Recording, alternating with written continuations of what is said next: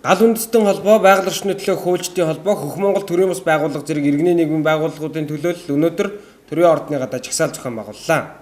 Учир нь өнөөдөр 14 цагт Францын Areva компани аюулгүй байдал гадаад бодлогын байнгын орооны дарагтаа уулзахаар болсон байсан юм а. Дорногов аймгийн Улаанбаатар сумд өнөөдөр одоо ямар аим жилтэй гамшигын байдал үүсээд байгаа вэ? Сая одоо эсэг бурган төлөлдөд эхэлсэн. 3 үлдээ эсэг мишиг гараад одоо ургийн ажилтан нодлонд нарийн гэж авч утсан. Энэ бол ураантай холбоогүй гэж яасан. Энэ жил дахиад бодлоготой гараад ирлээ шүү дээ. Тэгээ н улсуудынх нь бие юм туураад одоо эрүүл мэндэд нүрт нөлөөлөд эхэлсэн. Энийг тэгээд их тоглоомын маягаар хүлээж авч дөө. Наа чи бол одоо Сүрьегийн хам шинжтэй, доохын шинжтэй гэж улсууд ингэж үзсэн шүү дээ. Энэний эсрэг энэ ард түмэн гадуур шороо гэсэн улсууд байдаг юм а. Энэ өдөр энийг батруулахгүй. Тэгэхэд энэ Areva-гийн энэ улсууд манай үндэсний аюулгүй байдлын улсуудтай уулзалт хийх гэж байна гэсэн бид нар мэдээллийн дагуу энэ ч шаардлага гаргаж хийж байгаа байхгүй. Өнөөдөр үнэхээр энэ шаардлага хоргуул гэдэг байгаа. Хоргуу гэдэг улсууд нь батлаад үзүүлчих гэдэг үл тийм. Батлаад дэрэг бүр усан зуураад уучглаа тийм л юм бол тийм.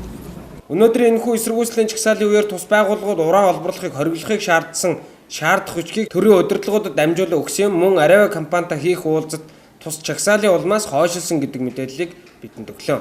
Өнөөдөр аюулгүй байдал гадаад бодлогын байнгын хорон дарагтаа 12 цагаас уулзах гэж байсан.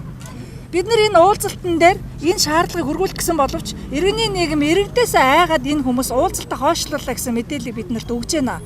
Яагаад дандаа эднэр ингээд эрх баригчтай тийм ээ энэ хүмүүстэй ингэж уулзаж явд. Иргэдтэй яагаад уулздаг? Улаанбаатархад юу болсон? Мал өгцөн.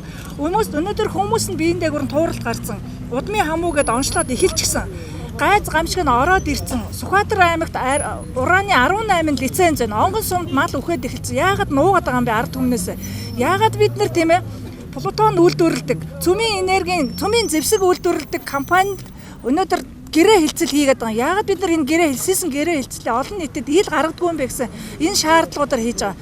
Дорногов аймгийн малчтын төлөөллүүд ч өнөөдрийн жагсаалд мөн оролцсон бөгөөд 3 хөлтөө ишиг төлсөн гэдгийг ч хэлж байлаа.